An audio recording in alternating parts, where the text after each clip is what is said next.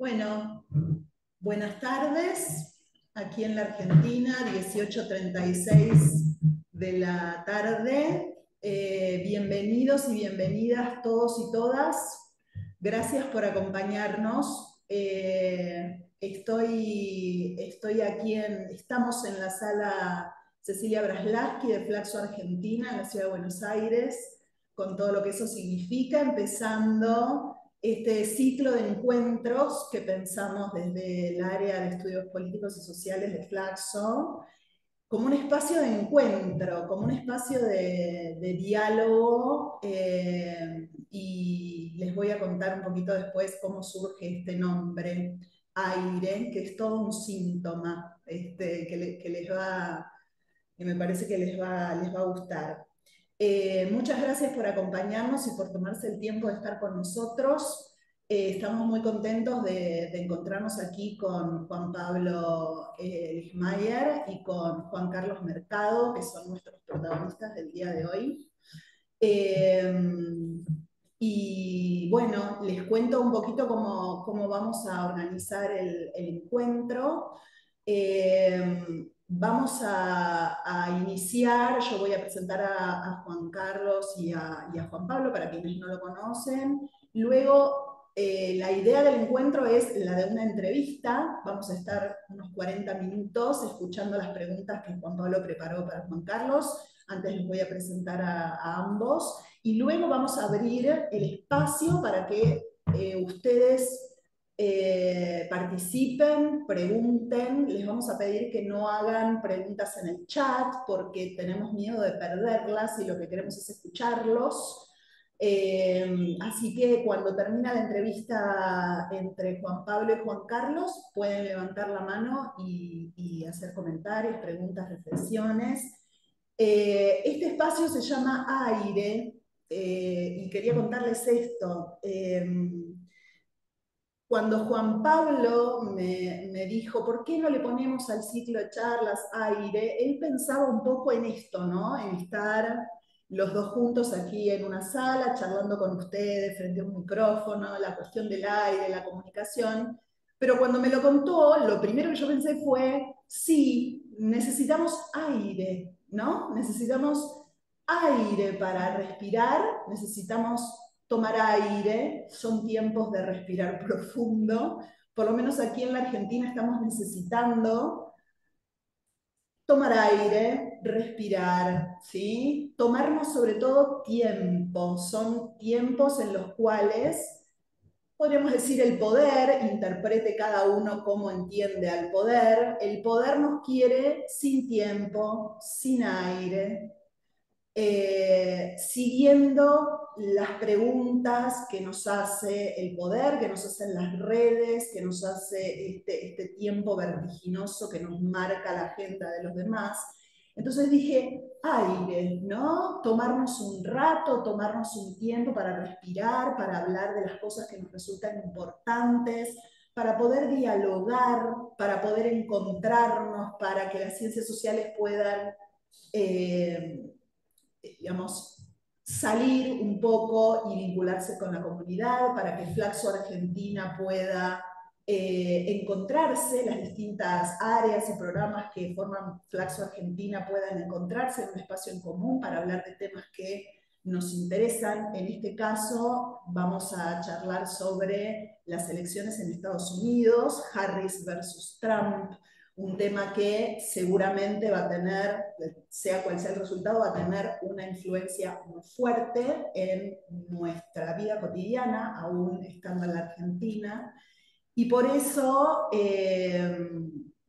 me parece importante transmitirles digamos, la idea de este espacio, que es la de poder tener aire y poder tener tiempo para tomar aire y para hablar de cosas que nos parecen importantes, ¿no? Y hacernos preguntas sobre los temas que nos parecen importantes y tratar de buscar juntos respuestas que podemos debatir entre todos. Muy bien, no tiene mucho sentido que yo lo presente, pero Juan Pablo Lichmayer es un amigo de la casa, es profesor de la maestría en Ciencia Política y Sociología de Flaxo Argentina, que yo dirijo. Estoy viendo en el público que tenemos muchos graduados, muchos estudiantes, investigadores. Allí veo a Cristina Ruiz del Ferrier, secretaria académica de la sede. Estoy viendo directores de áreas, coordinadores de distintos programas de Flaxo. Tenemos un público que no solo es argentino, tenemos varios invitados de otros países. Y la verdad que es un placer que nos encontremos así y que podamos tomarnos un tiempo para tomar aire.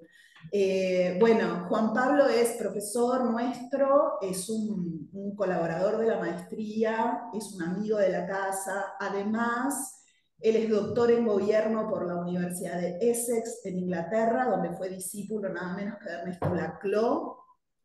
En la misma institución se graduó como magíster en Ideología de Análisis del Discurso y como licenciado en Historia por la Universidad Nacional de Tucumán. Fue rector de la Universidad de San Pablo Tucumán, donde además se desempeñó como director de la carrera de Ciencia Política y como profesor titular de muchas asignaturas. Y bueno, fue profesor invitado en las universidades de Essex, Oxford, Quilmes, San Andrés, El Salvador y actualmente de Flaxo, Argentina. Y viene a desempeñarse.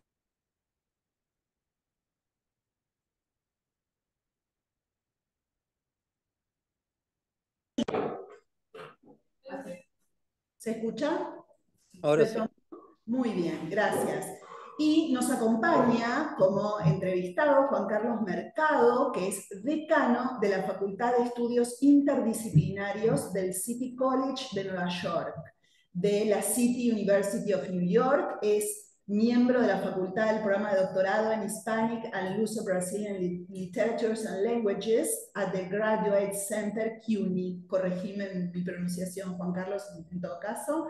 Y Juan Carlos trabajó en estudios latinoamericanos del siglo XIX, historia de las ideas, y en las exploraciones españolas del siglo XVI en lo que hoy es Estados Unidos. Es autor de numerosos libros, reseñas y artículos, y actualmente está trabajando en una edición anotada de la Argentina, del libro La Argentina, Historia de las provincias de Río de la Plata, de Ruy Díaz de Guzmán, además de muchos otros antecedentes, y además es un argentino viviendo en la ciudad de Nueva York, viviendo y sintiendo todos los días la evolución de esta campaña espectacular que se está desarrollando allí en ese país. Y quería también, digamos, darle un poco la palabra a Juan Carlos para que nos cuente un poco, ¿no?, sobre sobre su universidad, sobre el espacio en el que él tiene esta alta responsabilidad.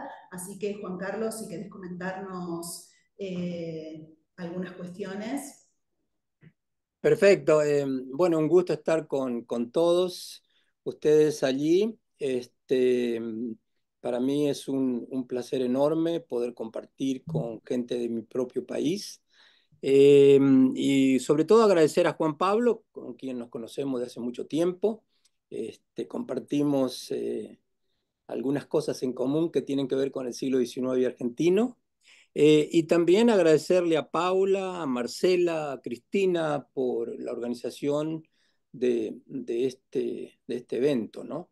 Me gustó mucho la forma en que se va a hacer, que va a ser una charla distendida. No pretendo dar cátedra aquí, porque además no soy especialista en ciencias políticas, sino que soy un observador que hace más de 30 años que vive en este país. Y bueno, espero que esto sea fructífero para todos.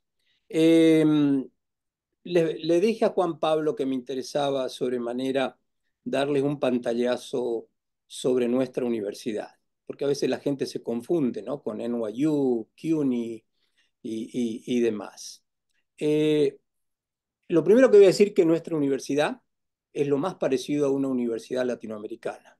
Es una universidad pública, eh, forma parte del consorcio que se llama City University of New York, que es una especie de umbrella, de paraguas, de 25 colleges o universidades, ¿no es cierto? Y dentro de estas 25 universidades que están distribuidas en toda la ciudad de Nueva York, nuestro college, City College of New York, es el flagship, es el college bandera de la institución, porque es la universidad urbana pública más antigua de los Estados Unidos. fue fundada en 1847 y tiene una historia muy, muy particular, muy, muy interesante, ¿no? O sea, como saben ustedes, la inmigración ha cambiado a través de los años, ¿cierto? Y a principios del siglo XX, llegó una gran inmigración de inmigrantes judíos que venían de la Europa del Este. En esa época, las universidades Ivy Leagues, Columbia, Yale, Harvard, Princeton, no aceptaban a estudiantes judíos. Entonces nuestra universidad, que era una universidad pública y gratuita, con una excelente escuela de ingeniería y de ciencias, aceptó a todos estos estudiantes, que en su gran mayoría se ubicaron, para los que conocen Nueva York, en el condado del Bronx. Entonces, estos estudiantes viajaban desde sus domicilios del Bronx a City College, que está ubicado en el barrio de Harlem, un barrio histórico, ¿no? Es emblemático el lugar donde está. Y yo siempre digo que la gente que viene a Nueva York a veces va a visitar determinados lugares, pero no va a visitar a City College, que yo creo que es la universidad más bonita que hay en la ciudad de Nueva York, porque tiene edificios neogóticos. Yo estoy ubicado, no estoy ubicado en el main campus, sino que estoy ubicado, mi escuela, mi división, está ubicado enfrente del Toro de Wall Street, en el downtown. Eh, Nuestra universidad, el City College, tiene 10 premios Nobel. Precisamente esos 10 premios Nobel fueron los que esos inmigrantes, ¿no es cierto?, que llegaron a este país y no tenían otro lugar donde estudiar. Estudiaron en la Facultad de Ciencias, en Ingeniería, y luego fueron aceptados a las universidades Ivy League, donde sacaron sus doctorados y continuaron su trabajo de investigación. Pero esta universidad no solamente es muy fuerte en ingeniería y ciencias, ¿no es cierto? Es la única universidad pública urbana del noreste que tiene escuela de arquitectura, escuela de medicina, escuela de ingeniería y escuela de ciencias con grados terminales. Además de los premios Nobel, que ya les comentaba, pasaron por esta universidad porque en una época fueron muy pobres también, figuras bueno, que tengo que mencionarlas, ¿no? Por ejemplo, el caso de Colin Powell, que era un inmigrante de Jamaica y vivía en Harlem, entonces estudió en City College. Jonathan Sack, el padre de la polio, estudió en City College. Mario Puzo, el autor del Padrino, estudió en City College. Bueno, el primer hispano en recibir el Pulitzer Prize estudió en City College. Es decir, que esta universidad le abrió la puerta a todos los inmigrantes que llegaban a este país, ¿no? Y a esta ciudad. Y todavía sigue siendo, la misión sigue siendo prácticamente igual. O sea, cuando miramos el perfil de nuestros estudiantes, tenemos un 35% de estudiantes de origen hispano, latino, un 30%, 27, 30% de origen afroamericano y el resto mezclados, ¿no? Asiáticos, blancos y demás. Nuestra universidad, que es relativamente pequeña, eh, que son 16.000 estudiantes, tenemos estudiantes de 110 países y se hablan 80 lenguas en el campus. Y esto es similar en todos los otros campus de City University of New York. Es una mega universidad en su conjunto, ¿no es cierto? Son 250.000 estudiantes en las 25 universidades que están buscando un degree y tenemos otros 200.000 estudiantes que están haciendo cursos de formación profesional. Es decir, que tenemos un volumen de gente impresionante y por supuesto que los políticos ponen mucha atención en este lugar, ¿no es cierto? Bueno, me parecía que era importante darles una caracterización de nuestra universidad porque es muy parecido a lo que les dije anteriormente a cualquier otra universidad latinoamericana.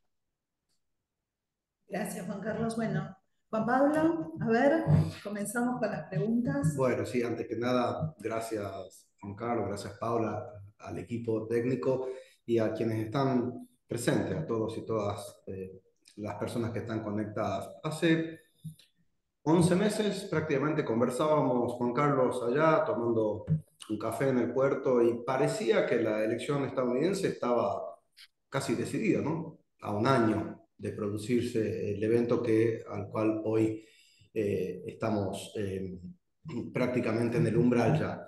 Todo eso ha cambiado, es decir, esta sensación de que todo se encaminaba prácticamente a un triunfo del candidato republicano, hoy parece no ser tan así. Quisiera preguntarte primero, y en este carácter de observador, que decís, porque una elección se vive en la calle, se vive observando también. ¿Cómo llega el país, cómo llega el pueblo a la elección? Es decir, concretamente, ¿cuáles son las principales preocupaciones? La elección anterior estuvo marcada claramente por la pandemia. ¿Cuál te parece que son los principales temas en agenda en esta elección y cómo cada uno de los dos candidatos, Kamala Harris y Donald Trump, han encarado estas prioridades de la población? Bueno, como bien decís, eh, prácticamente hasta que no se bajó Biden de la contienda electoral, me imagino que muchos de ustedes vieron el debate, fue lamentable, aunque digamos el establishment del Partido Demócrata venía presionando a Biden para que se bajara de la candidatura, sin embargo, se oponía a esto. Eh, Prácticamente estaba definido, o sea, todo el mundo pensaba que la elección ya estaba totalmente definida. Hay un encuestador muy famoso en este país que seguramente algunos de ustedes recuerdan, porque él fue el que acuñó la frase "es la economía estúpida", James Carville, ¿no es cierto?, durante la campaña de Bill Clinton. Todavía sigue jugando un papel importantísimo, yo creo que es uno de los encuestadores más serios que hay en este país. Hace 2 años le planteó al Partido Demócrata que en función de las cifras que él manejaba, o sea, el Partido Demócrata estaba condenado a perder las elecciones.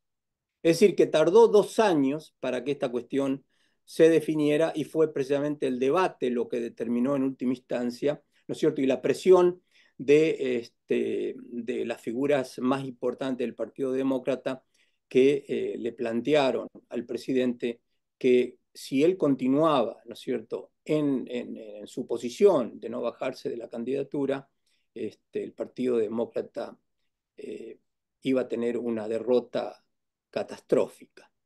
Eh, bueno, finalmente lo convencen a Biden y inmediatamente él da su apoyo a Kamala.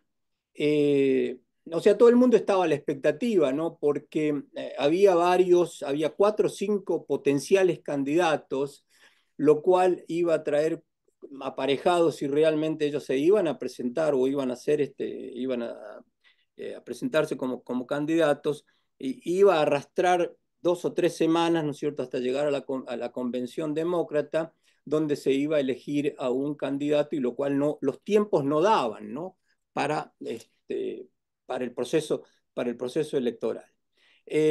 Finalmente, las figuras más importantes del partido, como los Clinton, los Obama, Pelosi, Schumer de Nueva York, fueron los que en última instancia plantearon de que la única forma, ¿no es cierto?, de tener cierta posibilidad era de que todos, digamos, apoyaran a Kamala Harris. Y precisamente eso fue lo que pasó, ¿no? Lo cual cambió completamente, digamos, la situación de la campaña. Inmediatamente lo que surge, ¿no es cierto?, a partir de que Kamala se presenta en sociedad, si ustedes recuerdan, Kamala no tiene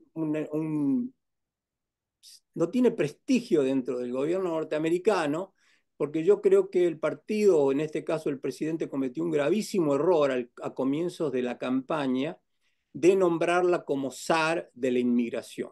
Entonces la mandaron a la frontera y prácticamente esa visita fue un desastre. Y a partir de ahí el partido o el presidente decidió tenerla completamente al margen. Es decir, Kamala era hasta ahora una desconocida, ¿no?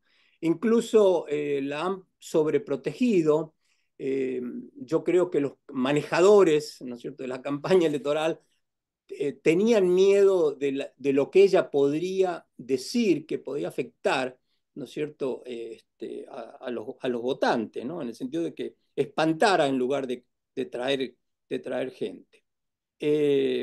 Digamos, costó eso un tiempo, pero luego ya se liberó de esta situación y empezó a dar entrevistas, un poco para que la gente la conociera más.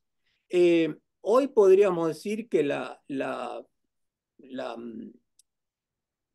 el resultado de la elección se va a dar en unos pocos condados de los distintos estados.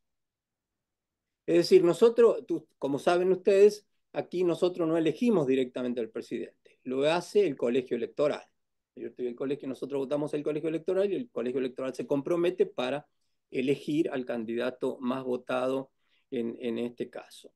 Hay un margen de error de 2 puntos en todas las encuestas, pero mi temor es si realmente Kamala va a llegar a movilizar a la gente, a los potenciales votantes de Kamala. ¿Qué quiero decir con esto? Yo recuerdo que cuando Obama fue electo, había toda una energía en el país, ¿no? O sea, la gente joven estaba súper energizada, que quería participar y demás. Todavía yo no lo veo. Le está costando, por ejemplo, conseguir el voto latino, hispano. No está en los márgenes, de acuerdo a las últimas encuestas, en los márgenes que tuvo Biden, ¿no es cierto?, con respecto al voto latino. Eh, Tampoco, digamos, la comunidad negra está muy, muy entusiasmada, ¿no es cierto?, en estas votaciones. Pero bueno, dejando de lado esto que yo creo que es importante, para mí lo más importante es el voto de la generación Z. La generación Z son los chicos que han crecido en el mundo digital. O sea, que son los chicos que tienen entre 18 y 30 años. Blancos. Y eso para mí es fundamental. Si Kamala llega a conseguir un porcentaje de estos votantes, va a ganar la elección, ¿no es cierto? Y por supuesto que la gente vaya a votar, ¿no? Porque ustedes saben, Sí. la gente va a votar cuando están realmente entusiasmados del proceso electoral. Quiero darles unas cifras simplemente para que vean, ¿no es cierto? En el año 2018 votaron solamente en este país el 46%. En el año 2020 votaron el 49%. Y en el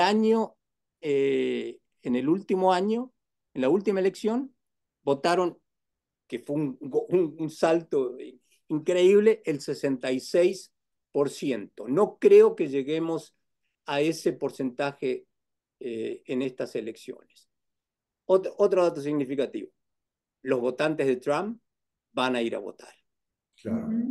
Claro, sabes, Juan Carlos, que veía un posteo de Barack Obama precisamente ayer en el que, en algo que es muy familiar para nosotros, llamaba a ir puerta a puerta, lo que nosotros le llamamos casa por casa, en un proceso electoral, precisamente arengando a la gente a ir a votar, a ir a defender. La pregunta que quisiera hacerte es: se ve claramente que hay un alineamiento del Partido Demócrata detrás de Kamala Harris. Ocurre lo mismo en el Partido Republicano, es decir, están plenamente alineados detrás de la candidatura de Trump. Y en relación a eso, ¿qué tanto importan los partidos en la elección en este punto? Quiero decir, aquí en la Argentina estamos muy acostumbrados a hablar del aparato partidario, es decir, cuando el partido se moviliza para una elección. ¿Qué tanto pesa el partido en la elección estadounidense? Eh, el Partido Republicano desapareció. No existe más. Es el trumpismo lo que existe. Es Trump. O sea, totalmente absorbido. O sea, no hay un lineamiento, digamos, ideológico en el sentido tradicional, por ejemplo. El Partido Demócrata sí, ¿no es cierto? Es un partido más tradicional, pero el Partido Republicano es Trump. O sea, definitivamente es él. Y yo siempre sostengo de que la erupción de Trump no es una erupción eh, que surge de la nada. O sea, yo creo que ha habido una situación de menosprecio al principio cuando se presentó en la primera elección. Eh, es un señor extremadamente inteligente en el manejo de social media y en el manejo de la televisión. O sea, durante 10 años tuvo el programa más popular de la televisión de Estados Unidos, The Apprentice. Entonces, él ahí ya moldeó, digamos, su figura, una figura conocida en todo el país. Y prácticamente en su primera elección, maneja la elección a partir de social media y directamente él en diálogo permanente con los votantes. Él dijo una frase interesante hace poco, ¿no? Dice, yo mato a alguien enfrente de mi edificio en la Quinta Avenida de Nueva York y mis votantes me van a seguir votando. O sea, esa es la figura de Trump. Hace poquito la televisión pública pasó un programa ofreciendo un profile de Trump y de Kamala. Y me interesó mucho, sobre todo porque es un poco la historia de Trump, la historia familiar, de su padre, que es un señor que se hizo millonario con bienes raíces y luego él fue su heredero. Y prácticamente lo que él hacía en el mundo de los negocios, ¿no es cierto?, lo sigue haciendo en la política. Disruptivo y mentiroso. Es decir, mentir, mentir, mentir, repetir la mentira hasta que él mismo se la cree y le hace creer la misma mentira a sus votantes. O sea, hace unos días dijo que como consecuencia del huracán en Florida, que FEMA, la agencia federal que se encarga de la distribución de ayuda a los damnificados, en lugar de darle la ayuda a los damnificados, le estaba dando la ayuda a los inmigrantes ilegales. Y en este momento, ustedes saben, los inmigrantes es un tema de discusión en la arena política. Es decir, que esa es la figura de Trump. Nadie sabe exactamente qué es lo que piensa. Eh, eh, Fue muy caótica su presidencia, incluso el fiscal general, secretario de Defensa, bueno, varias figuras de su entorno en el primer gobierno hoy están apoyando a Kamala. Mira, quería, Ahora, ya que, sí, perdón, no, tenía una no, pregunta a raíz de eso, porque, digamos, Trump hace escuela, ¿no? Hoy podemos ver alrededor del mundo una serie de liderazgos que claramente han eh, emulado, digamos, este modo irreverente, políticamente incorrecto de Trump. El Trump que llega a la elección de 2024, ¿qué diferencias tiene con el Trump de la elección anterior? ¿Te parece que ha cambiado algo en él en función de, bueno, de lo que fue una salida claramente tumultuosa de la Casa Blanca, ¿no? En su último periodo. no, yo creo que no ha cambiado en absoluto. O sea, una entrevista, no sé si recuerdan, que hizo, le preguntan si va a ser dictador. Y entonces dijo, sí, muy seriamente, ¿no? Dice, no voy a ser dictador el primer día. Uno lo puede leer como quiera, ¿no? O sea, no voy a ser dictador el primer día. Ahora, hay una cuestión que también hay que clarificar aquí, ¿no? Yo creo que la irrupción de Trump y de otras figuras, ¿no? Me da la impresión a mí, otras figuras que aparecen en el candelero, como, no sé, Bolsonaro, Milei, Giorgia Meloni, este, es porque realmente el sistema político tradicional no le ha dado respuesta a los sectores más más débiles de la sociedad, ¿no? O sea, ¿cómo es posible que en este país Donald Trump, un billonario de la Quinta Avenida, sea hoy el representante y vocero de la clase trabajadora de este país? ¿Cómo es posible? Cuando históricamente el Partido Demócrata ha sido el representante de la clase trabajadora. Les doy un dato que esto es de la semana pasada. Los Teamsters, probablemente se acuerdan ustedes por Hoffa, famoso sindicalista, es el sindicato más grande de los Estados Unidos. Históricamente ha apoyado al Partido Demócrata. Entonces este año decidieron hacer una encuesta con los trabajadores. 2-1 en favor de Trump. Los Teamsters decidieron no apoyar a ningún candidato. Sí, esa es la realidad que estamos viviendo hoy, ¿no? A colación de esto y estando en un área de estudios políticos y sociales, ¿no? Vuelvo sobre aquella frase que mencionas. ¿Es la economía, Juan Carlos? ¿O aparte de la economía, es la seguridad, es la inmigración, es la política internacional?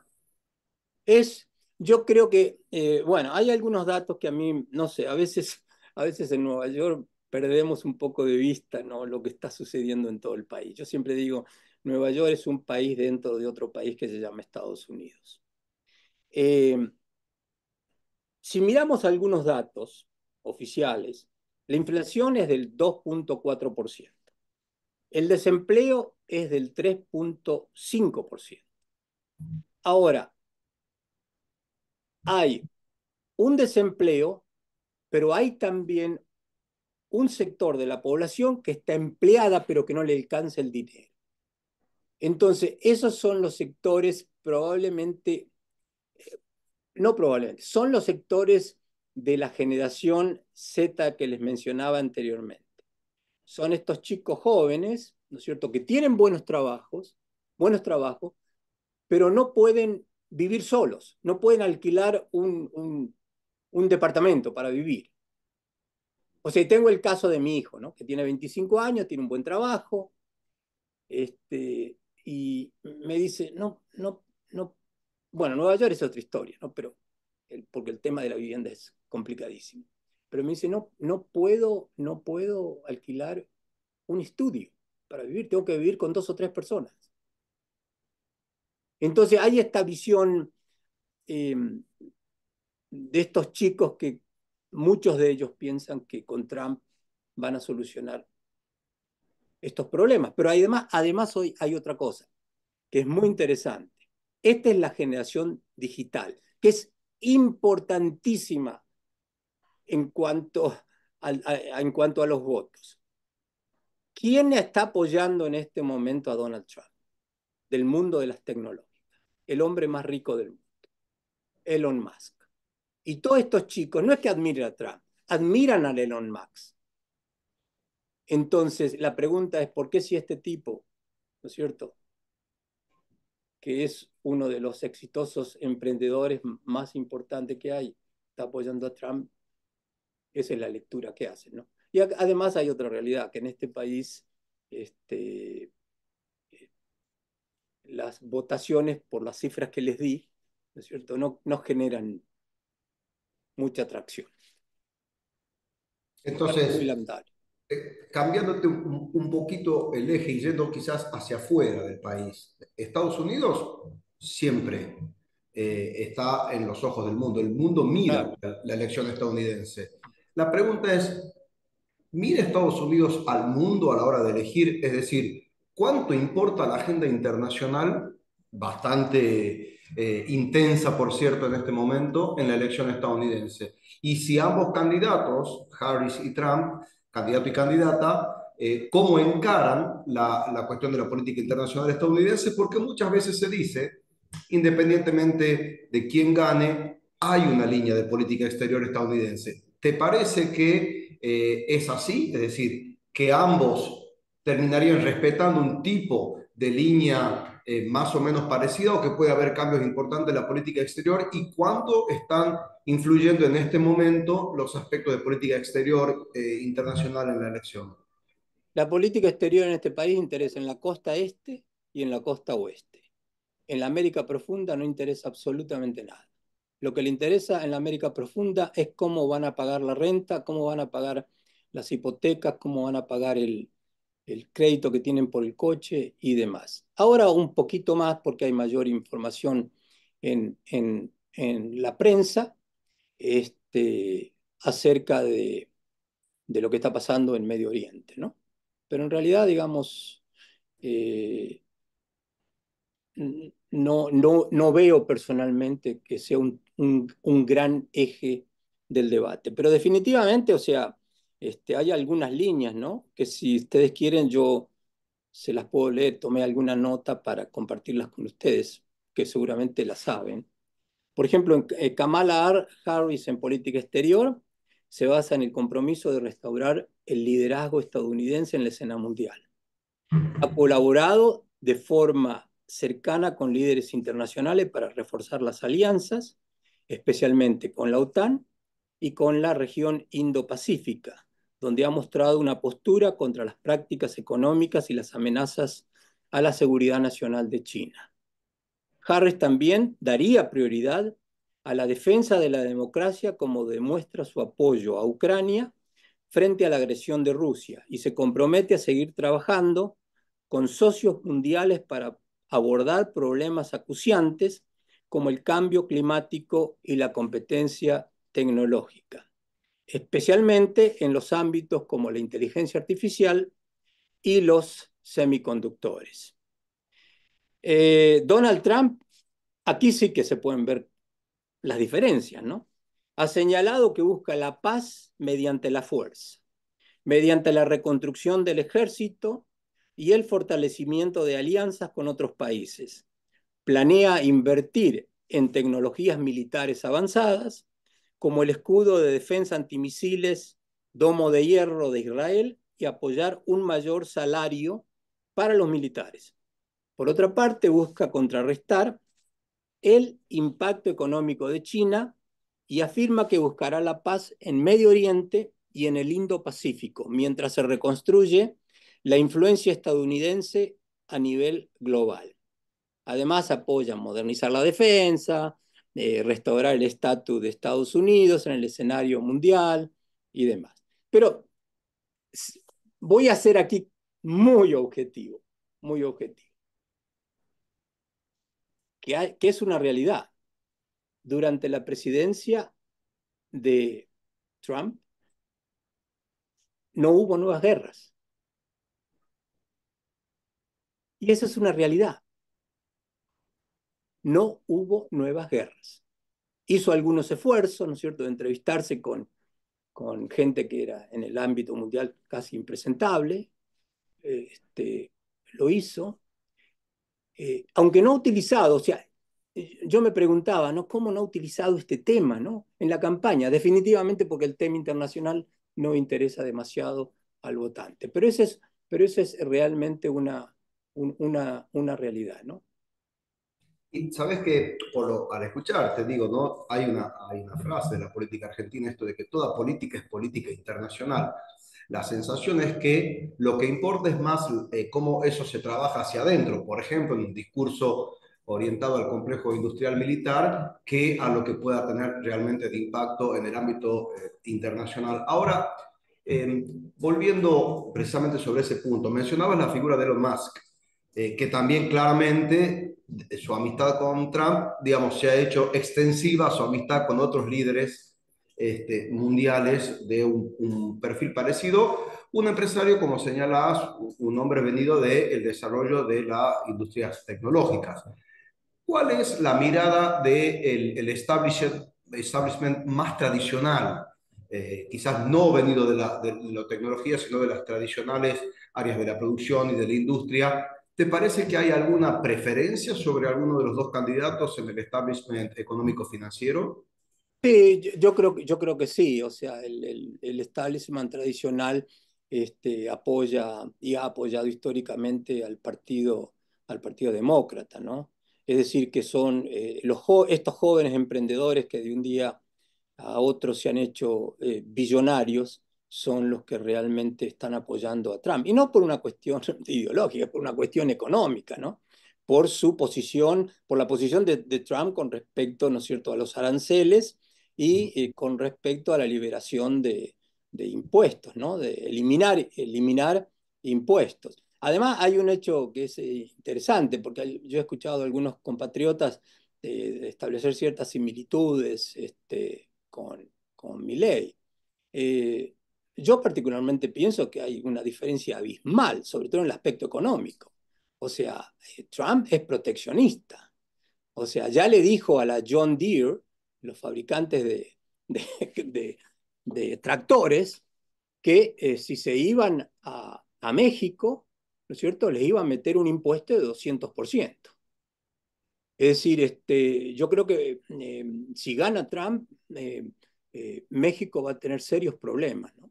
Sobre ¿Te todo parece que con Argentina las también? maquiladoras y con lo que está haciendo China de puenteando, ¿no es cierto?, viniendo a establecerse, sobre todo en la fabricación de automóviles en México, con el propósito o con la vista fija en el mercado norteamericano, Sobre estadounidense. este punto, perdón, mencionás el caso mexicano, naturalmente, en función de la política proteccionista, digamos, ¿no? De Donald Trump. ¿Te parece que se puede hacer alguna evaluación de si esto tendría algún tipo de efecto en la Argentina?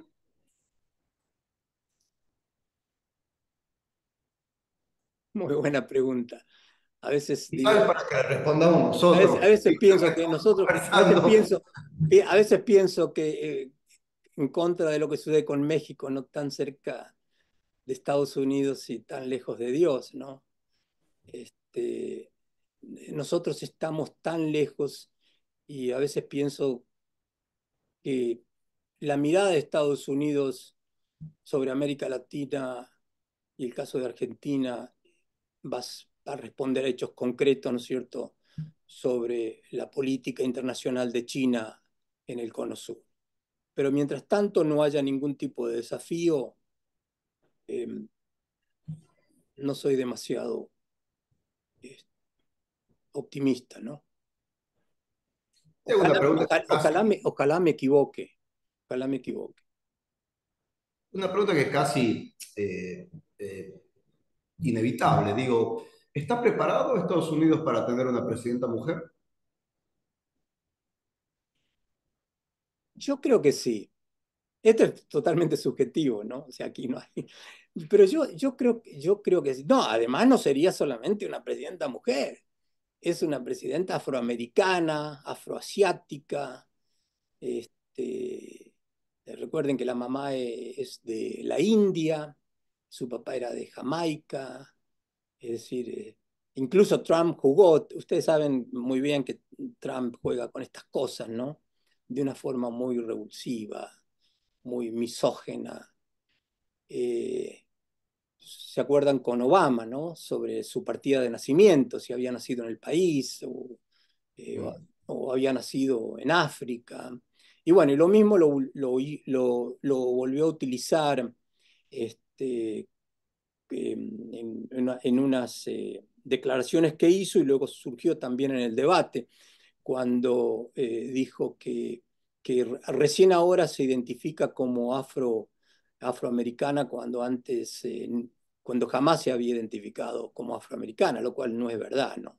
O sea, históricamente Kamala se ha identificado como afroamericana. Además, yo personalmente eh, creo que está sumamente preparada, independientemente de que no conocemos mucho de su posición política en distintas áreas. Creo que es una mujer muy independiente, tiene una carrera impresionante. Fue fiscal de San Francisco, fue luego fiscal general del estado de California, fue senadora electa por California y vicepresidenta, ¿no? O sea, no creo que haya mucha gente con este background. Es decir, yo particularmente creo que está preparada y que me da la impresión que el país también está preparado. Antes de pasar a las intervenciones, a las preguntas del público, quisiera hacerte una última consulta y es, aquí en Argentina, pues lo sabes muy bien, las cosas se viven con un vértigo a veces eh, exagerado, quizás. ¿Cómo se están viviendo estos días ya previos? Y si te parece que hay alguna cosa de último momento que pueda ser determinante, porque todo indica que están, conversábamos con Paula antes, cabeza a cabeza. Se está viviendo de una manera con mucho vértigo, de una manera con mucha expectativa o con cierta indiferencia. Y por otro lado, si observas que puede haber alguna cosa en estos últimos días que pueda inclinar la balanza. No, no, no creo. Yo creo que se está viviendo como se han vivido otras elecciones, sin demasiado entusiasmo, excepto, digamos, recuerdo la de Obama, ¿no? Con muchísimo entusiasmo por las características del candidato. Recuerden que este es un país muy federal y todas las elecciones aquí son locales. O sea, les interesa el representante en el Consejo Municipal que les va a subir o no les va a subir los impuestos. Les interesa, ¿no es cierto?, el representante municipal de cuál es la situación de las escuelas.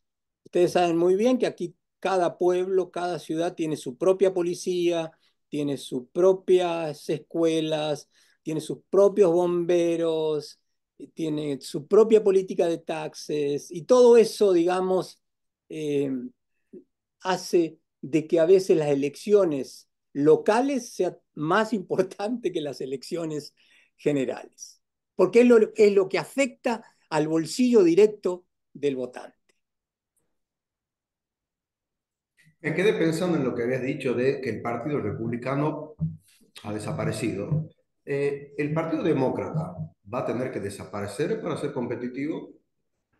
¿Se Yo entiende? creo que sí. No, bueno, mis colegas de ciencias políticas eh, están muy preocupados, ¿no? Sobre, sobre esta cuestión de estos líderes que aparecen, ¿no es cierto? Y la falta de respuesta de los partidos tradicionales, en última instancia de la democracia occidental, ¿no? Si no hemos llegado a un tope de todo lo que podía aportar la democracia occidental. Bueno, No creo sé, que no sé lo que vendrá, ¿no? No sé, pero cuando pensamos que un tipo como Trump es admirador de Putin, por ejemplo, y estos líderes strongman, como le dicen aquí, fuertes, es un poco para preocuparse. coincido. Sí, los paralelos son inquietantes, Juan Carlos, de las cuestiones que estás planteando. A mí me gustaría empezar con la ronda de preguntas de quienes nos acompañan vía Zoom. No sé si les parece bien ir levantando la mano y desmuteándose para ir haciendo intervenciones, comentarios, preguntas. Nos interesa escucharlos. Ahí está Luz Alcaín, alumna de la maestría en Ciencia Política y Sociología. ¿Querés intervenir, Luz? Hagamos una charla. Sí, todas las preguntas son bienvenidas y enriquecen el espacio. ¿Cómo estás, Luz?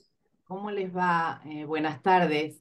Me quedé con una duda, una pregunta, o me gustaría que nos amplíes un poquito más de esto que vos contás, que en un momento Kamala fue como asignada a un rol que tenía que ver con la frontera y que le fue muy mal. Contanos qué fue lo que pasó en eso. Me parecía importante que nos contaras un poquito cuál fue ese traspié, digamos, como dirigente. Bueno, sí, lo que pasó fue muy simple. Yo creo que Biden le quiso dar un escenario, ¿no?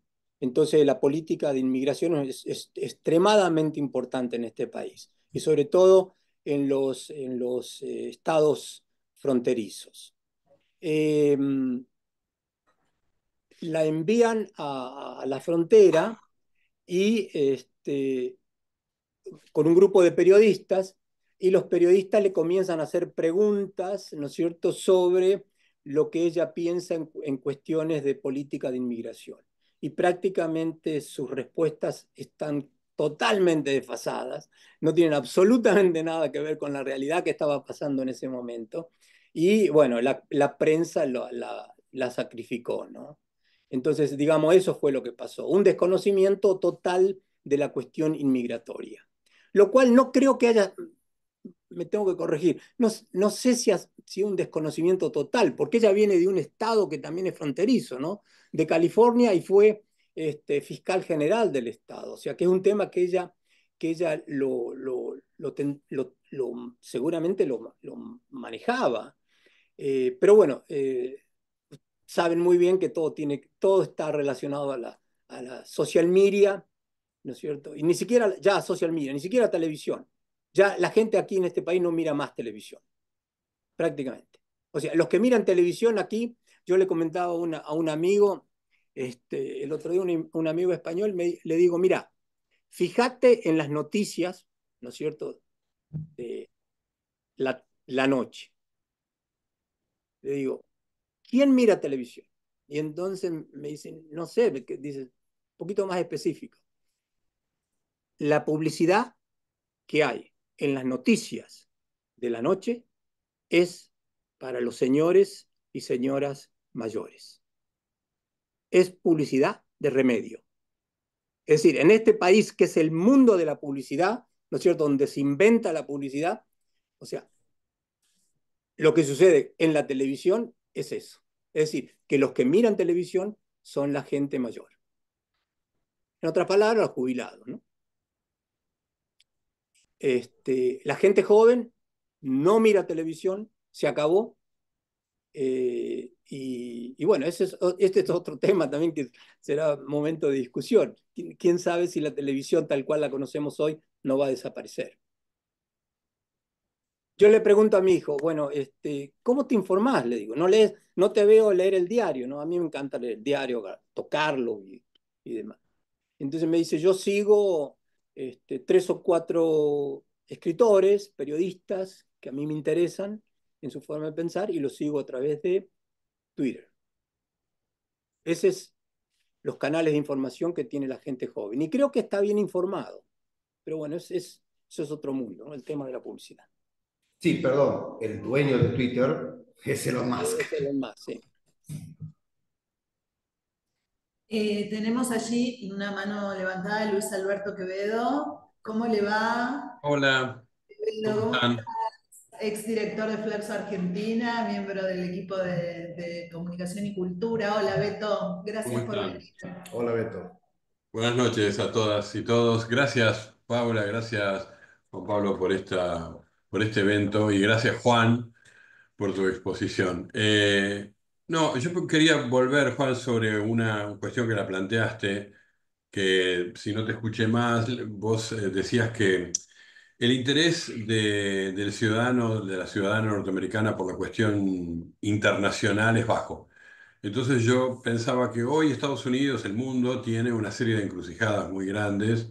Está el tema de Ucrania y la guerra allí que más bien tiende a volverse un tema más dramático para Europa y Europa lo está viviendo así. Todo el tema de Israel, la Franja de Gaza, que también es un tema muy dramático. Y el tema de China, como, bueno, no en términos de guerra, pero sí en términos de guerra comercial, de la competencia. Volver a preguntarte si estos temas en el debate de este contexto electoral no tienen peso o alguno de ellos tiene algún peso y otros no. Gracias.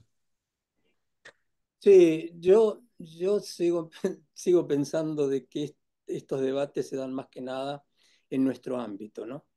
En el ámbito universitario, eh, pero no creo que se den en, en la cocina de la casa, ¿no? Eh, si uno piensa, estaba viendo no hace mucho un mapa de las bases que tiene Estados Unidos en el mundo. Es impresionante. Tiene bases en todos los continentes, en los lugares menos imaginados. Yo digo que este es el imperio más grande que ha tenido la humanidad, ¿cierto? Salvando diferencias. Eh, ¿Por qué digo si tiene tantos soldados fuera de Estados Unidos y el temor de la guerra y demás? Porque aquí el servicio militar no es obligatorio.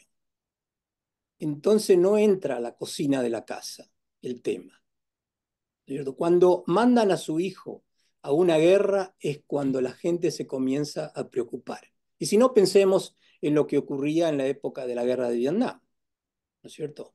O sea, cuando el pueblo americano se moviliza, ¿no es cierto? Cuando empiezan a llegar los cajones de los chicos que venían, que estaban en Vietnam. Entonces, ahí es cuando realmente la situación cambia. Pero mientras tanto, las guerras son muy lejanas para el pueblo americano. Eh, Esa es mi impresión, no es una apreciación científica, pero me parece que esto es un poco lo que pasa, ¿no?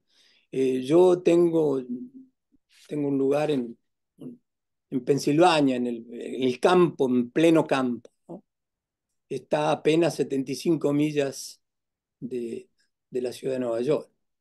Y un día hablando con un vecino le dije, bueno, me vio de color brown, ¿no? Brown y con acento. Y entonces me dice, ¿dónde es usted? Me dice, yo vivo en Nueva York. Ay, me dice Nueva York, nunca he estado en Nueva York. Y es tan peligrosa la ciudad. Estoy hablando de una persona americana, 100 kilómetros de la ciudad de Nueva York. Es decir, es, es, es, es un poco, es la característica que yo creo que no es solamente el pueblo americano, que tienen casi todos los pueblos, ¿no? Yo soy de un pueblo también, y también cuando llegaban los mendocinos o los cordobeses a mi pueblo, la gente los miraba con, una, con cierto recelo porque tenían miedo que le iban a quitar el trabajo. Bueno, Gonzalo Duarte Ábalos, miembro del equipo del área de estudios políticos y sociales, y después Raúl Salerno, alumno de la maestría en ciencia política y sociología. Bueno, ¿qué tal? Gracias ahí por la oportunidad de hacer la pregunta a Juan. Eh, Estaba escuchando cuando mencionabas sobre el futuro del Partido Republicano, la influencia de Trump, y yo pensaba, porque algo mencionaron sobre el Partido Demócrata, qué sucedería si pierde las elecciones, y yo pienso, ¿qué sucedería con el Partido Republicano si pierde las elecciones? Pensando en qué otras facciones hoy están, o si hay alguna facción dentro del Partido Republicano que le dispute el poder al movimiento que representa a Trump, y pienso, no sé, en algunos movimientos internos que tiene el Partido Republicano que ha tenido en los últimos años, como el Tea Party o ¿O qué otro grupo hoy está presente ahí que le pueda disputar el poder al Partido Republicano? Si pierde Trump, por supuesto, las elecciones. Yo creo que va a haber, yo creo que el Partido Republicano, lo que dije anteriormente, o sea, prácticamente ha desaparecido. O sea, yo creo que el trumpismo no es el Tea Party, el trumpismo está aquí para quedarse. Lo que pasa que no sé cuánta vida va a tener luego que Trump eh, deje la escena política, ¿no? Es un señor que tiene 78 años, este, eh, se lo ve con mucha energía, eh, pero es él, o sea, es él, no hay otra figura, o sea, yo creo que en esto no los tengo que decir a ustedes, ¿no? O sea, mi ley es mi ley, y punto. Bueno, hay gente alrededor de él, ¿no? Pero, pero es él. O sea, estas figuras que surgen, ¿no es cierto?, producto de lo que es social media, ¿no es cierto? Y yo creo que ahí es donde hay que poner realmente la atención, ¿no? Este, social media y además el rol de lo que es hoy la inteligencia artificial, porque no pensamos demasiado. O sea, las cosas que se pueden hacer con la inteligencia artificial es impresionante. O sea, ¿estamos viendo a Trump en la televisión o en social media? ¿O es algo más creado por la inteligencia artificial? Yo estoy haciendo un ciclo ahora para el college de la inteligencia artificial. Entonces, sobre todo orientada hacia los estudiantes. Y bueno, busqué 3 o 4 académicos, sobre todo gente que viene de computer science, ingeniería y demás. Entonces, bueno, dieron su punto de vista, que a veces es difícil entenderle a los científicos. Entonces, luego lo saqué de ahí y dije, bueno, este semestre lo voy a hacer con gente en el mundo real, ¿no? Gente que utiliza porque hoy todos utilizamos la inteligencia artificial. Todos, todos. Los estudiantes, los profesores y demás. Entonces, ver cuál es la aplicación práctica. Y realmente es impresionante. Bien usado, es un tool increíblemente eh, efectivo, ¿no?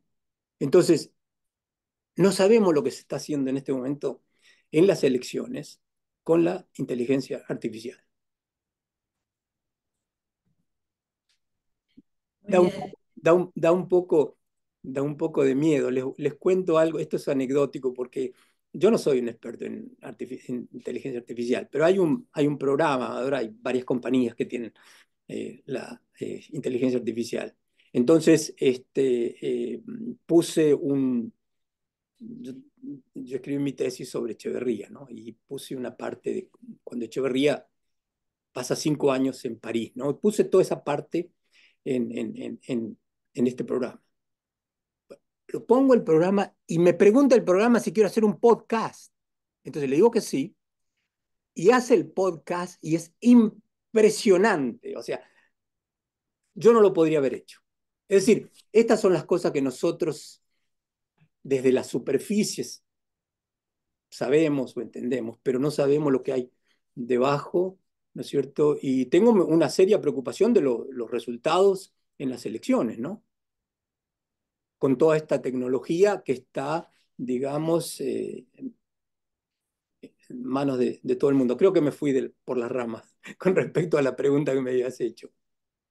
Muy bien. Teníamos una pregunta de Raúl Salerno, que es alumno de la maestría en Ciencia Política y Sociología. Hola Raúl, ¿cómo estás? Bueno, ¿qué tal? Buenas noches, muchas gracias por la participación.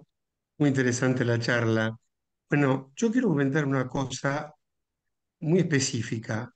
Yo he trabajado brevemente, poco tiempo en Estados Unidos, y tengo mis hijos dando vueltas por el mundo, y dos de ellos en Estados Unidos. Uno vive en Los Ángeles, y mi hija ha estado trabajando durante un año en Nueva York. En Nueva York he ido creo que 3 veces en mi vida, así que me resulta una ciudad apasionante, muy interesante. Es cierto, proverbial, por supuesto, digamos, los judíos son la primera comunidad importante en el país y es proverbial el apoyo de Estados Unidos a Israel en este conflicto tan serio que se está viviendo en Medio Oriente. Ahora, yo también he visto una enorme población de palestinos en Nueva York específicamente. Me acuerdo que con ciertas horas los musulmanes hacían sus oraciones, cosa que impresionaba muchísimo. Y he visto también movimientos palestinos en contra de Israel en la Universidad de Columbia, por ejemplo. Es decir, me da la impresión de que hay movimientos, digamos, en contra de la participación de Israel en esta guerra y en contra quizá, por supuesto, de la intervención, del apoyo de Estados Unidos. ¿Cómo repercute eso en la población de Estados Unidos con respecto a las próximas elecciones? ¿Y cuál es el papel de los líderes, en este caso de estos dos líderes, en este enfoque? Bueno, no sé si habrán visto creo que fue en el debate, este, ella planteó el tema que me pareció muy valiente de su parte, ¿no? Ella planteó en el debate el tema de los dos estados. No sé si recuerda. Eh, Mientras que Trump en absoluto, ¿no es cierto?, está planteando la creación de un Estado palestino, sino todo lo contrario.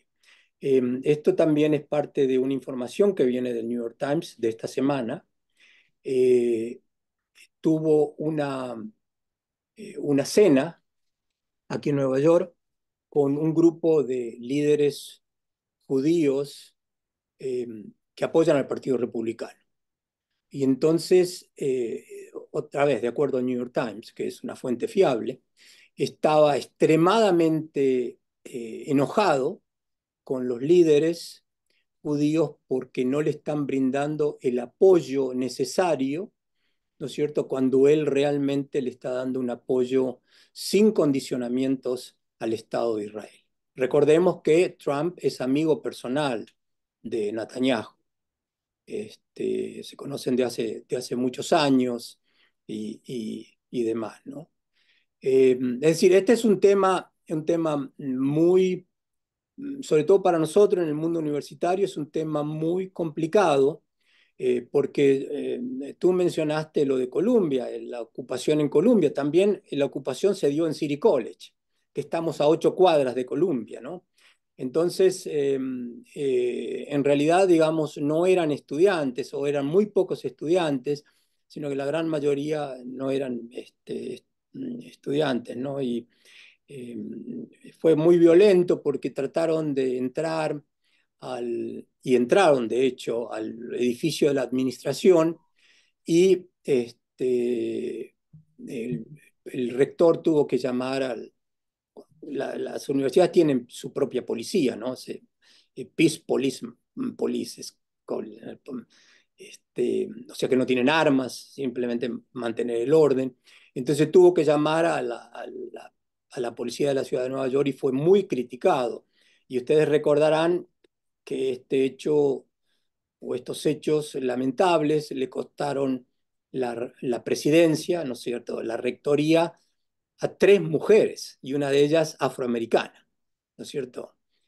A la rectora de Harvard, afroamericana, a consecuencia de estos hearings, de estas audiencias que hubo en el Congreso, ¿no es cierto?, donde los congresistas, los ultraconservadores, obligaron a estas presidentas a dar un sí o un no, ¿no es cierto?, sobre esta situación que se estaba viviendo.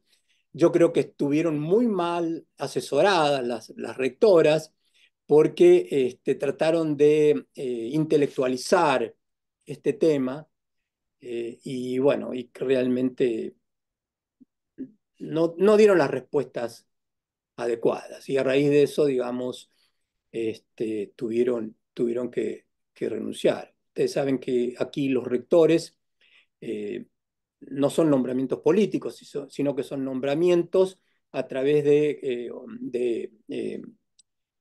presentación de antecedentes, ¿no? Antecedentes académicos, a través de una búsqueda nacional e internacional, sobre todo de las universidades grandes, y luego es una junta de directores los que establecen o deciden a quién van a contratar. O sea, encima del rector, el rector no es la autoridad suprema, sino que encima del rector está esta junta de directores. Y bueno, esta situación, digamos, que todavía tiene, nosotros todavía estamos preocupados porque eh, una ocupación trae aparejado muchas, muchas fricciones, animosidad entre los estudiantes, ha habido muchas situaciones de antisemitismo, entonces todo esto, digamos, tiene una repercusión muy, muy importante. Y además, muchos de los donantes de estas universidades, ¿no es cierto?, son de origen judío, aunque la comunidad está en cierta forma no totalmente separada, ¿no? Pero hay una crítica muy grande hacia el gobierno de Israel, sobre todo los sectores más progresistas, aunque sigue siendo un tema muy difícil de afrontar. Sí, José, tenemos una pregunta de José Rodríguez, también alumno de nuestra maestría. Hola José, ¿cómo estás? Hola, ¿qué tal? ¿Cómo te va? Bien, bien. Bueno, encantado, Juan, muchas gracias. Una duda que me surge, que no sé si te entendí bien en tu explicación. en el año 16, Clinton-Trump, uno representaba, digamos, a la modernidad, a las industrias tecnológicas y Wall Street, las finanzas creativas, y el otro, digamos, a la América profunda, digamos, a la industria, digamos, emisora, la industria que producía el carbón, que había un libro famoso que era La elegía rural, creo que fue famoso, que ahora está, que lo escribió el candidato a vicepresidente de Estados Unidos actualmente, ¿no? Y estaba bien claro los perfiles. Ahora en esta elección, ¿vos pensás que la América profunda va a seguir votando a Trump? Porque Trump, una parte se volcó hacia la tecnológica de nuevo. Y después, si quedaron satisfechos en la América profunda con lo que hizo Trump por esa parte, que son muchísimos estados, son más de 30 estados, ¿no? Sí, muy buena tu pregunta.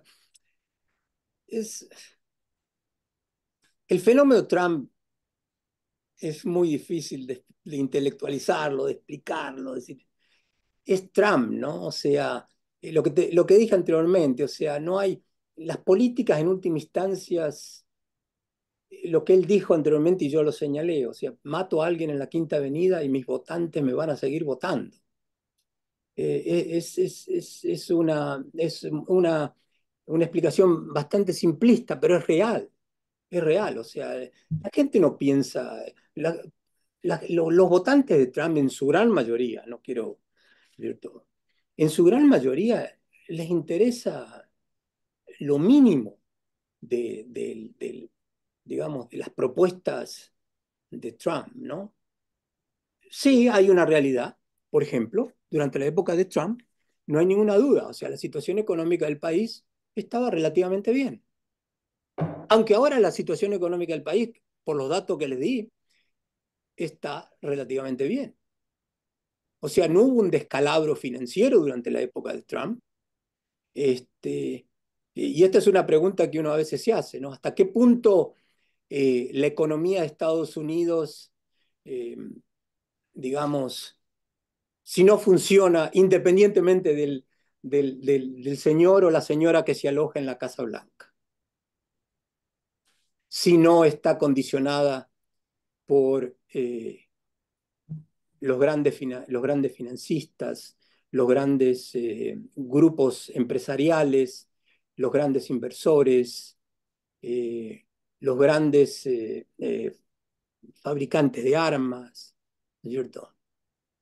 Decía, Juan Pablo hablaba de la famosa frase, ¿no es cierto?, de Eisenhower, ¿no?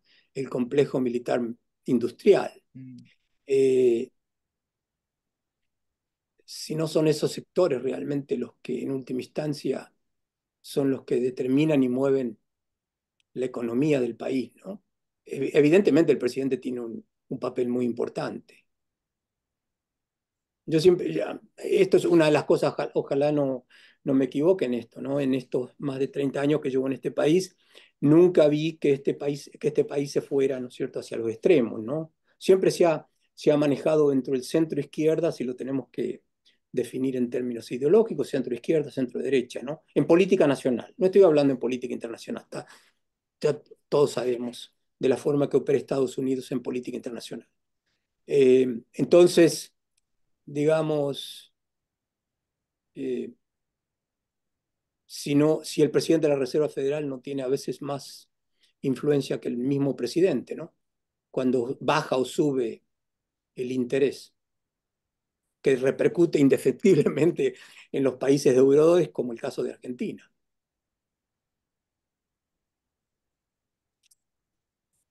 Bueno, a ver, más preguntas. Folco Delfino, también alumno de la maestría, tesista de la maestría en Ciencia Política y Sociología.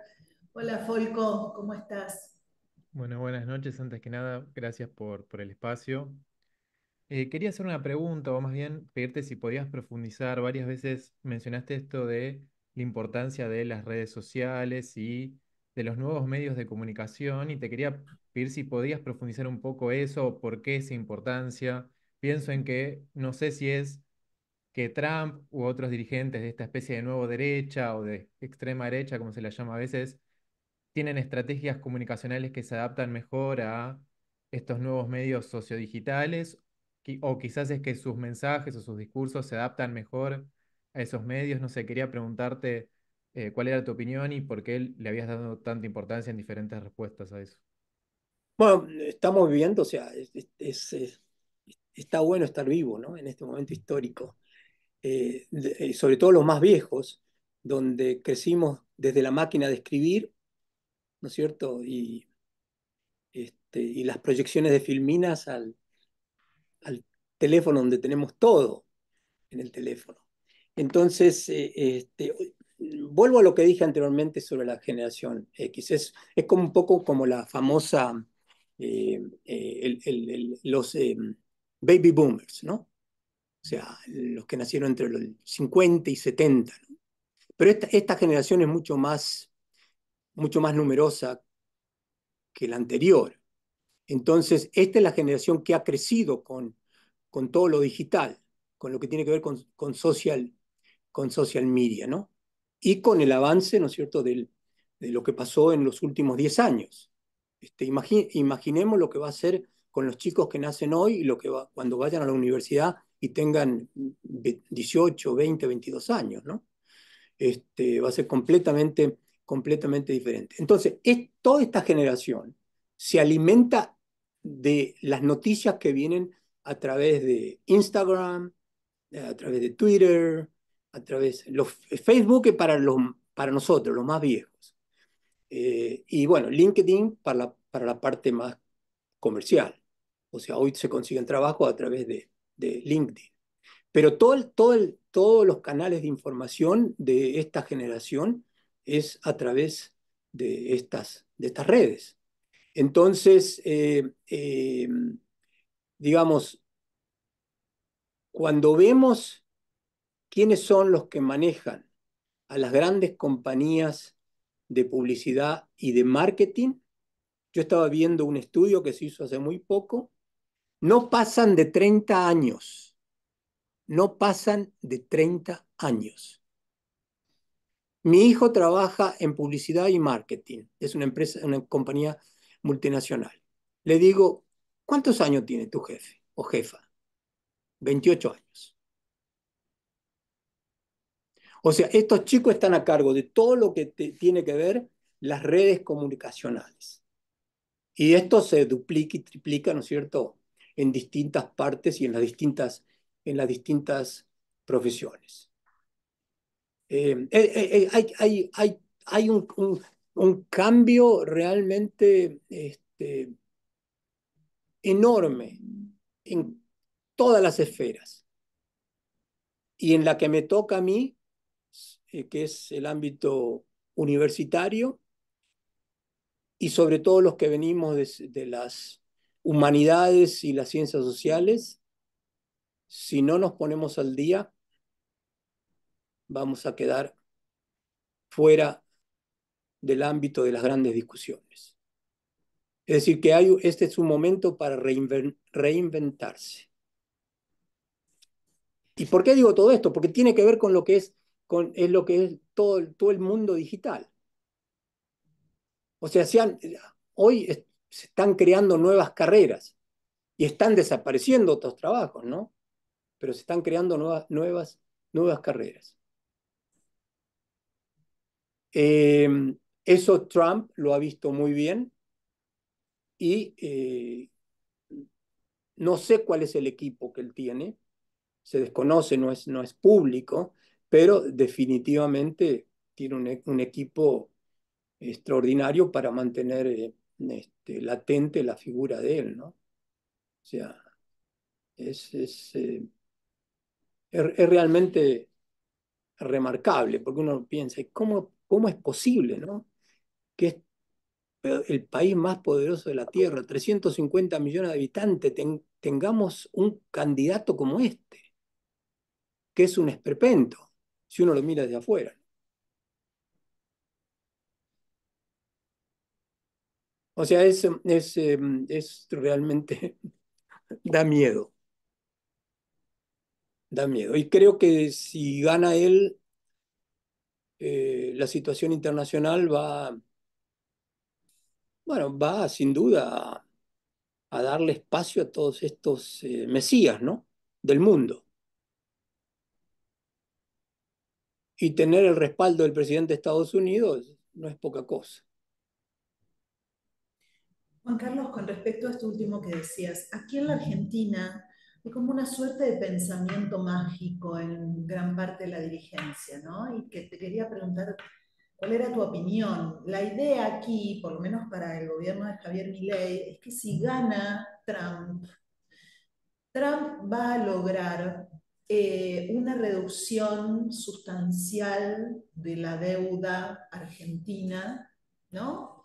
Y eh, me parece que es un discurso que tiene como bastante pregnancia, ¿no? La idea de que si gana Trump va a haber una vuelta de la mirada sobre la Argentina, como un espacio de gestación de un nuevo liderazgo muy parecido al de Trump.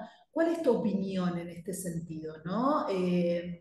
¿Cómo puede afectar un triunfo de Trump la política exterior norteamericana hacia Argentina, ¿no? Yo lo veo más como un pensamiento mágico de nuestras dirigencias que como algo que puede concretarse, ¿no? Como vos decías recién, Estados Unidos no está mirando mucho a América Latina, ¿no? No es algo que le interese demasiado. Entonces, bueno, ¿cómo lo veías vos? Que es un tema que me parece muy interesante. Estoy totalmente de acuerdo. Y además de eso, el presidente de Estados Unidos puede ayudar a Argentina en los foros internacionales donde Estados Unidos tiene injerencia, ¿no es cierto? En el Banco Mundial, en el Banco Interamericano de Desarrollo, en el Fondo Monetario Internacional. Pero cuando hablamos de deuda privada, que es un gran porcentaje de la deuda argentina es privada, o sea, Estados Unidos no tiene absolutamente nada que ver. El acreedor quiere cobrar. O sea, los bancos no hacen filantropía, en primer lugar. Y el Fondo Monetario Internacional tampoco hace filantropía. Es un banco. Te presta dinero y quiere usufructuar lo máximo posible. Entonces, yo creo, tampoco hay que desvalorizar el papel y el rol de Estados Unidos. Aquí hay una cuestión que es fundamental. Este es un mercado de 350 millones de habitantes que consumen. A mí me decía un ministro de Relaciones Exteriores de Costa Rica, no hace mucho, me dice, estos no necesitan mandar ejércitos más. Estos te cierran el grifo de la importación de un producto y te matan. Entonces, ¿qué quiero decir con esto? O sea, Trump va a ser un gobierno como ya lo planteó y lo hizo anteriormente. No es una figura global, ¿no es cierto?, que va a implementar políticas globales, sino que, y precisamente su famoso refrán, ¿no? Make America Great Again. O sea, hagamos América la primera otra vez. Entonces, va a ser un gobierno desde el punto de vista económico extremadamente proteccionista y yo creo que en el caso nuestro probablemente no va a haber grandes cambios. Si hay cambios van a ser en cierta forma positivos por la relación que existe, pero yo creo que si yo fuera europeo estaría muy preocupado, sobre todo lo que tiene que ver con la política de defensa, porque ya lo hizo, ¿no? Ya lo hizo cuando estuvo. Le cortó parte de los víveres a la OTAN y sobre todo la relación que él tiene con Putin, este, seguramente va a establecer una relación directa con, con Rusia. Zelensky no es un individuo que tenga una muy buena llegada hacia él, sobre todo por la relación con Trump. Este, una de las figuras de los referentes de Trump, fijémonos, es Víctor Orbán, por ejemplo. Es decir, ahí más o menos tienes un poco el panorama, ¿no? Y su visión, estos líderes fuertes y demás, con lo cual comparten cosas en común, ¿no? Eh, o sea, no creo que en el caso nuestro, en el caso argentino, me pongo en el lado de ustedes, ahora nos vaya a afectar más de lo que estamos, ¿no? O sea, a lo mejor por ahí resulta que puede abrir nuevos mercados, eh, pero es una figura impredecible. Es disruptivo, misógeno, mentiroso. Yo, por mi parte, tengo una última pregunta para hacerle a Juan Carlos, me parece súper interesante. Siempre teniendo en cuenta si tenemos bien los datos, ¿no? Esto que nos decías recién. Al día de hoy o en los últimos días hay una diferencia nada más que 2 puntos. Entre uno y otro estamos dentro del margen de error de cualquier encuesta, acá Beto me puede corregir, ¿no? Pero estamos dentro del margen de error, es decir, que estamos cabeza a cabeza, 50-50 empatados. Siempre en los tramos finales, además con una tendencia que en realidad marca que Trump está subiendo y Kamala está bajando en intención de voto, ¿no? Porque también no solo mirar el dato, sino mirar la big picture hacia atrás de cómo vienen las tendencias. ¿Cómo imaginás vos que están, o cómo recomendarías vos, o qué opinión tenés acerca de cómo cada candidato debería encarar el sprint final, o sea, la última etapa de la campaña, ¿no? En un escenario de paridad? ¿Cómo ganarle a Trump? ¿Cómo tal vez el equipo de Kamala esté pensando en ganarle a Trump? ¿Y cómo el equipo de Trump, estoy segura que lo tiene, más allá de que, ¿no? de que tal vez no él sea su propio jefe de campaña, ¿no? ¿Cómo Trump debería encarar este tramo final de la campaña faltando tan poco tiempo? En tu opinión. Yo, bueno, en primer lugar, sin duda, los equipos de campaña manejan cifras de dinero que no tiene fondo, en primer lugar. O sea, simplemente para darles un dato. Elon Musk le dio a Trump $300 millones hace 3 semanas. A pesar de todo, Kamala sigue por encima de Trump en cuanto a la recaudación de dinero, porque hay una mayor participación de la gente no sé si sabe que aquí hay un límite para dar dinero, ¿no es cierto? Pero hay distintas formas donde uno puede evitar infringir la ley. O sea, tú eres un donante, ¿no es cierto? Y donas $10, ¿no? Esos donantes de $10 le ha permitido a ella más o menos recaudar alrededor de $400 millones. Es decir, que en este momento Kamala, que es importantísimo, ¿no? Porque por el uso de social media, ¿no es cierto?, para las elecciones. Pero yo un poco voy a lo que comentaba anteriormente Juan Pablo, o sea, lo que está haciendo y lo que planteó Obama es fundamental. Y vuelvo a lo que dije anteriormente. Estas elecciones se van a definir no en estados, en condados.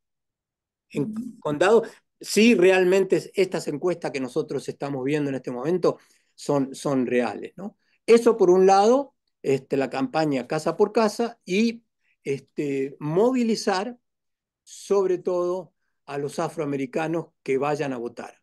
Con los hispanos no tengo mucha esperanza, porque el voto hispano está muy dividido, como saben muy bien. La comunidad hispana es completamente diferente de acuerdo a la región. O sea, los dominicanos y puertorriqueños del este, de aquí, de Nueva York, no son lo mismos que los cubanoamericanos, americanos, nicaragüenses, venezolanos que están en la Florida, a los mexicoamericanos que están en California. O sea, son 3 comunidades, lo único que tienen en común es la lengua y el hecho de ser hispanos latinos. Pero en cuestiones ideológicas no votan masivamente como votan los afroamericanos. Entonces, yo creo que es muy importante la movilización del voto afroamericano y vuelvo a lo que dije anteriormente, el voto de los chicos de la generación Z, de la generación digital. Para mí, ese grupo de gente es fundamental. Si ella logra romper ese bloque que me da la impresión de que en este momento mayoritariamente lo tiene Trump, logra conseguir un porcentaje, hay una gran posibilidad de que Estados Unidos tenga una presidenta mujer y que definitivamente para el caso de Argentina, el caso nuestro, yo creo que podría ser beneficioso. No sé cuánto de beneficioso, porque ustedes saben que la política internacional de Estados Unidos a veces no cambia mucho, ¿no? Cambian los presidentes, pero la política internacional no cambia demasiado.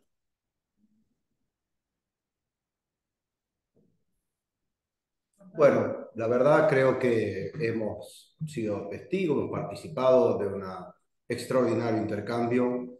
Me quedo con una idea que daba Juan Carlos respecto de pensar en la democracia. A mí me parece que hay que hacer acá un pensamiento profundo quienes de un modo u otro la estudiamos, pero también quienes la vivimos, ¿no? Y particularmente países como el nuestro, en que tanto ha costado conseguir la estabilidad democrática, lo importante que es pensar cómo la democracia misma tiene que poder reinventarse para fortalecerse, porque al fin y al cabo, en alguno de los pasajes de su exposición, Juan Carlos nos decía que, bueno, hay algún problema o algún déficit democrático que se está manifestando.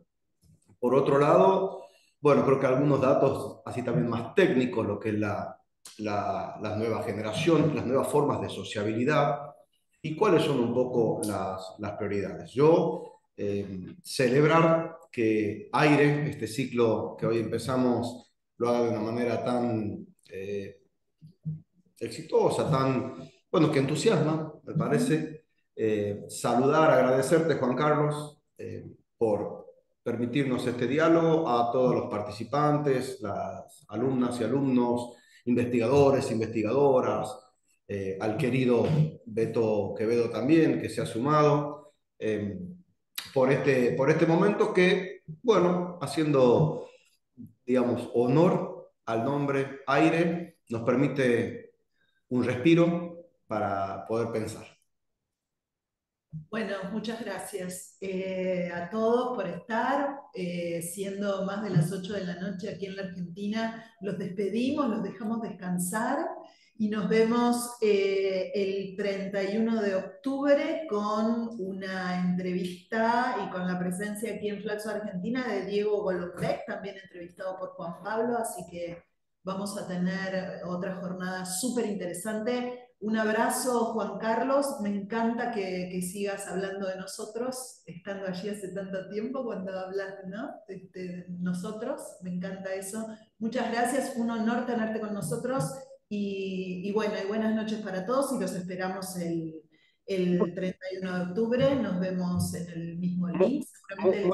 Muchas gracias a todos ustedes allí y como te dije anteriormente, creo que estos intercambios son enriquecedores y bueno, todo lo que podamos hacer o lo que yo pueda hacer desde aquí, estoy a disposición de ofrecer otra mirada de Estados Unidos y creo que el tema que planteamos en su momento sobre la financiación universitaria es un tema que a mí me interesa mucho y ojalá lo podamos discutir y además que conozco como administrador que soy, ¿no?